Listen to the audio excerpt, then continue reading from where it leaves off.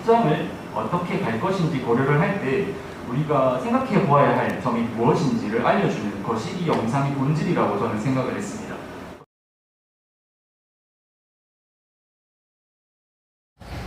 안녕하세요. 오늘은 대학병원 혈액은행에서 근무하고 있는 제 현실에 대한 내용을 담은 세 번째 영상을 올려드리려 합니다. 세 번째 영상이면서 이번 주제의 마지막이 될 이 영상에는 제 연봉과 면접 시 받았던 질문에 대한 내용을 담았습니다. 그럼 시작하겠습니다. 뒤에 보시면 이거는 이제 경영진 면접 때 받았던 질문들입니다. 직장 내 상사가 본인에게 느끼지 않는 조직이나 예를 들어 동아리 혹은 본인과 같지 않은 종교에 참석하길 바라면 본인은 어떻게 행동할 것인지, 이것들은 제가 알기로는 어딜 가도 받을 수 있는 질문으로 보이는데, 그 질문에 대답을 할 때 필요한 게 중립성이라고 생각을 합니다. 제 생각에 이 질문은 면접자의 사회성을 알아보기 위한 것이라고 생각됩니다. 사실 요즘과 같은 시대에는 맞지 않는 아주 고리타분한 사람들이나 할 법한 언행이겠지만, 그럼에도 불구하고 이것을 얼마나 유연하게 대처할 수 있는가를 묻는 것이라고 봅니다. 따라서 저는 제 의견을 표현하되 거절하는 태도를 취해야 한다고 생각했습니다. 그래서 물론 상사께서 저에게 피해를 주기 위한 의도로 하시는 언행들은 당연히 아닐 거라고 생각합니다. 다만 제 의견과는 다를 수 있는 부분이기 때문에 거절을 해야 한다고 생각하는데, 제가 칼같이 선을 그을 수 있는 성격이 못 되기 때문에 최대한 웃으면서 상사 혹은 상사가 아닌 다른 동료들이더라도 기분이 상하지 않을 수 있는 언행으로 거절하고자 노력하겠습니다. 라고 말했습니다. 항상 답변의 앞쪽에는 쿠셔너를 사용해서 말하고 뒤에 제 의견을 덧붙이는 방식으로 답했습니다. 그리고 이건 병원장님께서 이제 물어보신 질문이었는데, 앞으로 10년 후에 검사실은 어떤 식으로 변하게 될 것 같은지, 제가 느끼기로는 이 질문은 본인이, 그러니까 면접 참석자가 얼마나 미래지향적인 사고를 가지고 있는지를 물어보려고 하셨던 게 아닐까 싶습니다. 저는 대답을 하기를, 저희 병원에 그때 당시에 저희 병원에서 수술을 할 때 다빈치 로봇이라고 하는 로봇을 이용해서 수술을 하는 경우가 있었습니다. 근데 수술도 로봇으로 하는 그런 시기이기 때문에 검사실에서 사실 사람들이 할 만한 그런 일 자체도 많이 적어질 것 같고, 나중에는 병원에 오시지 않더라도 각자가 가지고 있는 어떤 그런 어떤 장비들로 검사를 할 수 있는 시기가 올 것 같다라는 식의 대답을 드렸었습니다. 근데 병원장님께서 말씀하셨던 건, 본인이 생각하시기에는 우리가 시계를 하나 차고 다닐 건데, 시계 안에 모든 내장 칩이 들어있어서 혈액 한 방울을 딱 뽑아서 떨어뜨리면 그 검사 결과가 모두 도출될 수 있는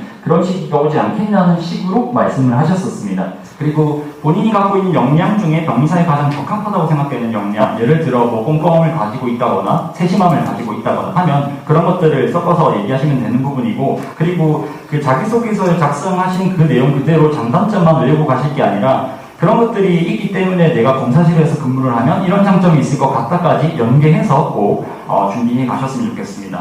그리고 아래에 지금 검사 항목을 제가 나열해놨는데, 지금 보시면은 다 배우시는 부분들, 일반 혈액 검사라든지 감기능 검사라든지 동맥혈 가스 분석 검사, 이런 것들이 항목이 다 적혀 있었습니다. 이 항목들을 가리키시면서 이거를 모두 검사해야 하는 환자가 왔는데, 그러면 당신은 어떤 순서로 검사를 진행할 것인지에 대해서 물어보셨습니다. 저희 같은 경우는 사실 기본적으로는 ABG라고 하는 이 동맥혈 가스 분석 검사가 가장 빨리 나가는 검사입니다. 그리고 APTT라고 하는 이 지금 검사들은 사실 원심 분리가 돌아가야 되는 부분이어서 시간이 어차피 오래 걸릴 수밖에 없습니다. 그래서 본인들이 생각하는 검사 순서를 말씀을 드렸는데, 본질은 결국 임상에서 요구하는 것이 어떤 것인가를 알아야 된다는 게 본질이었습니다. 예컨대 류케미아 환자들 같은 경우에는 CBC가 가장 먼저 나가서 디퍼런셜 셀 카운트가 나가줘야 되기 때문에, 그렇기 때문에 그 질문의 본질을 꼭 파악하시는 게 중요하고, 크게 보셔야 됩니다. 질문하시는 것만 생각하실 게 아니라 들어봤을 때 저게 뭘 원하는 거지를 한번 생각해 보시고 대답을 하시는 게 가장 좋지 싶습니다. 제가 2020년도 총소득 금액으로 따져봤습니다. 보통 대학병원에 가시면 수습기간이라고 하는 시간을 거치시는데, 그거는 이제 정규직으로 입사를 하셔서 본봉을 받지 못하는 기간으로 쉽게 생각하시면 되겠습니다. 이런 수습기간을 포함해서 연봉의 경우 연차와 직급, 근무 부서에 따라 차이가 있습니다. 또한 같은 조건이라 하더라도 주말 당직 근무를 얼마나 섰는지 혹은 주간 근무자인지 야간 근무자인지에 따라서도 차이가 있을 수 있습니다. 취업하고자 하는 병원을 선택하실 때 참고하시기 위해서는 수습기간을 제외하고 초봉이 어느 정도 되는지를 말씀드리는 것이 아무래도 도움이 되실 것이라 생각했습니다. 대략적인 연봉을 말씀드리면 3천만 원 중후반대라고 말씀드릴 수 있습니다. 이 금액은 수습기간을 제외하고 온전한 연봉을 받은 연도의 실수령액 기준입니다. 저는 사립대학병원에 다니고 있고 따라서 공제된 항목에는 사학연금을 비롯한 기타 세금들이 포함되어 있습니다. 이렇게 면접 질문과 연봉까지 말씀드렸습니다. 대학병원의 임상병리사는 환자의 더 나은 삶을 위해 일하는 사람들 중에 드러나지 않는 곳에서 제 업무를 다하는 사람들이라고 생각합니다. 같은 직업을 갖고 계신 선생님들과 앞으로 임상병리사가 되기 위해 부단히 노력하시는 분들 모두를 응원합니다.